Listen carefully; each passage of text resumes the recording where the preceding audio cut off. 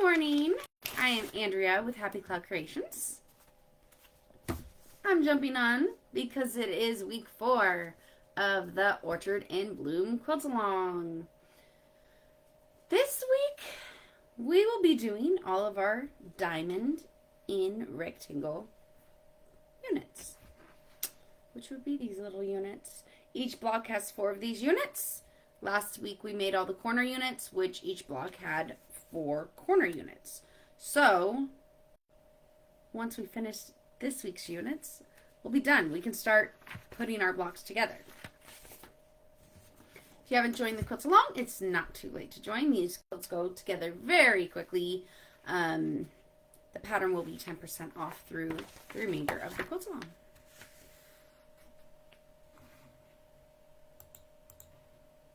Hi, Shannon. Most people usually aren't on this early. All right, so for this week, we'll be on page 3, steps 5 through 6.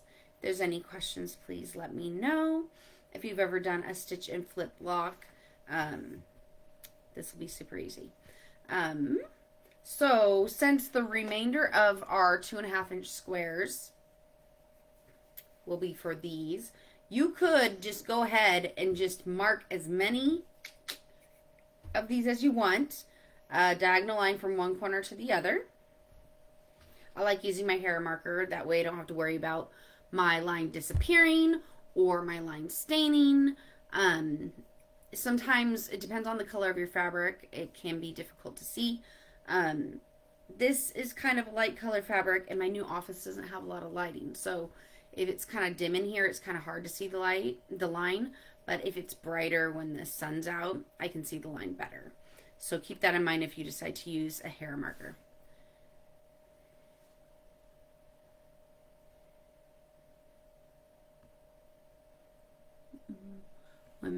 Shannon has a question. When making the corner thing, what to do when the 3 corners don't meet?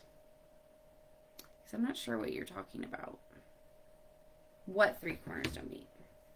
Are you referring to this block?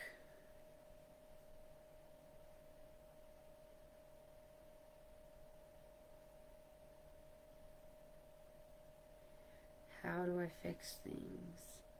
Are you talking about when you last week's block, or are you talking about this week's block? Shannon. Step 3, let's see. Okay, so step 3 from last week, she's asking about last week's block, the corner unit. I think you're wondering if when you sew these 3 together, if it doesn't match this section.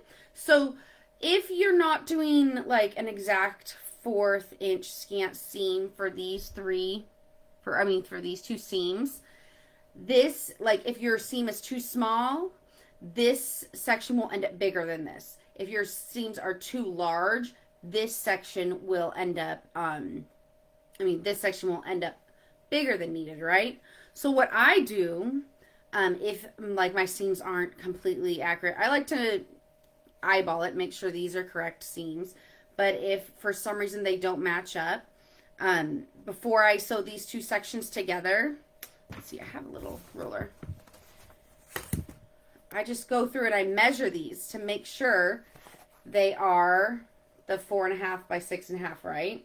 So if I measure it and this is a little bit longer than 6.5, I trim it off this top rectangle since it's not going to take away any corners, or any,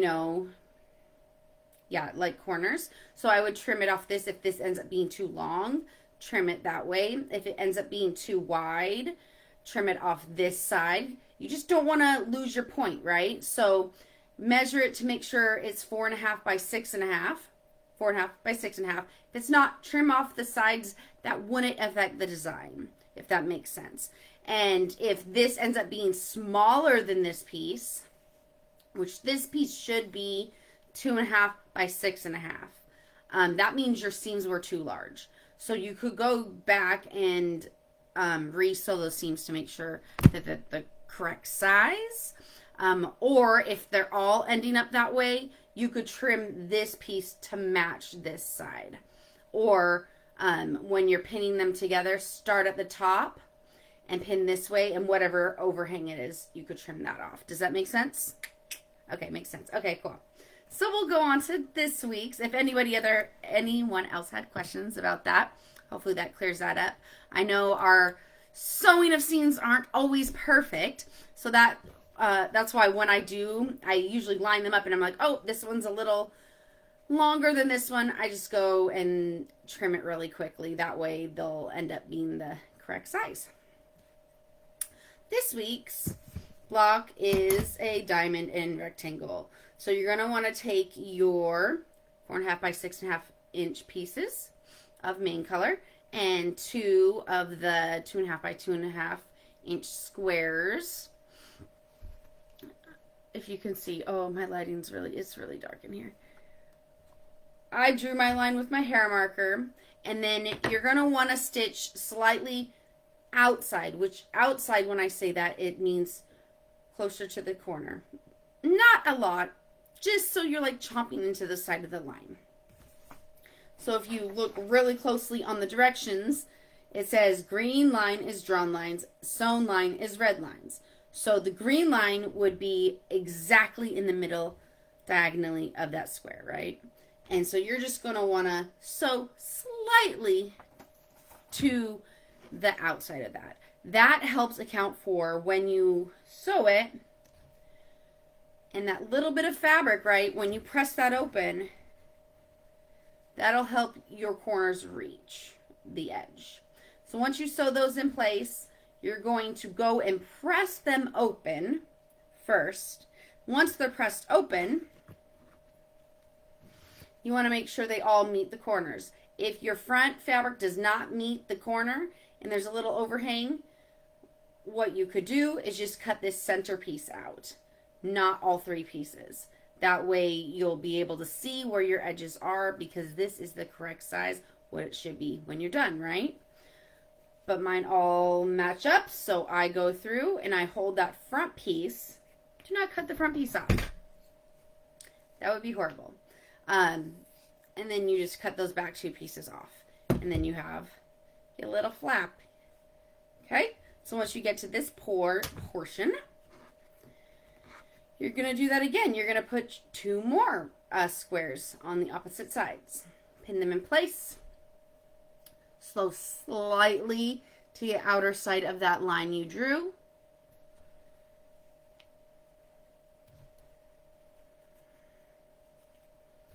You're going to press these open. When I press, I just like to press down. I don't like a lot of motion. If you do a lot of motion, it could stretch your fabrics out and distort them a little bit. If you just press, it's going to open the seam and keep it that nice rectangular shape. So once these are pressed open, you can trim that extra off, and then you have your little diamond in rectangle block. This one's pretty simple, and so I think this week is going to go super quickly for you. And so if you are a little behind on last week, it'll be a great time to catch up before next week when we'll start making our blocks. Oh, my quilt's right here. Where's my quilt? Okay. So, the whole block is this shape. So we have our diamond and rectangle blocks, and then we have our corner blocks. And since the center is just a square, we're going to be ready to sew them together. I'm doing this one's the baby size, which is 9 blocks. And right now I'm doing the lap size, which is 12 blocks, which it'll come out to 48 by 64, which I think is a great lap size quilt for if you're just sitting on the couch, just yourself. It's not like you're trying to snuggle with anyone. It's perfect. Or if you're at a job or something and you get a little cold in your office, it's a great size. If there's any questions, you can always email me at happycloudcreations@gmail.com, or you can send me a little direct message on my Happy Cloud Creation profiles. If you tried sending me a message on one of my personal ones. It'll probably send it to spam if I am not a direct friend with you.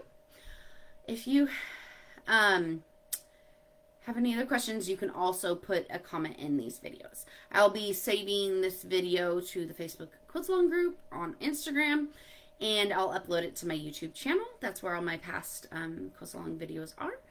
And I hope you have a great day, and I hope you enjoy sewing this quilt. I'm really excited to see everybody's finished quilts. Make sure to post your progress photos on Instagram with the hashtag OrchardInBloomQAL, or in the Facebook group. Post your pictures. I'm so excited to see them. All right, I'll talk to you guys later. Bye.